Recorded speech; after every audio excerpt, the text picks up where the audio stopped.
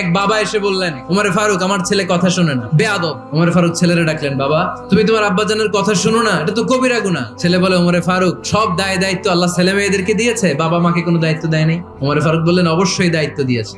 তাহলে বলেন আমার বাবার দায়িত্ব কি? উনি বললেন, প্রাইমারিলি প্রথমত 3 দায়িত্ব। পৃথিবীর প্রতিটি বাবার উচিত ছেলেদের মেয়েদের জন্য ভালো মায়ের ব্যবস্থা করা। 2 নম্বরে সুন্দর তার একটা নাম রেখে দেয়া। 3 নাম্বার তার আল্লাহর কিতাব শিক্ষা দেওয়া। এবার ছেলেকে আমার আব্বা 3টার একটাও করে নাই। এবার ওমরে ফারুক রেগে গেলেন, বাবার কাঁধে ধরলেন। ছেলে বলে, আমিরুল মুমিনিন, আমার মা নর্তকী, আমার মা মাজুসি, আমার মায়ের মধ্যে কোনো আদব কাদব নাই, সুন্দরী দেখে আমার মারে বাবা বিয়ে করছে, আমার মায়ের কাছ থেকে জীবনে কিছু শিখি নাই। 2 নাম্বার সাম্মানি খানফাসা, আমার বাবা আমার নাম রেখেছে চামচিকা।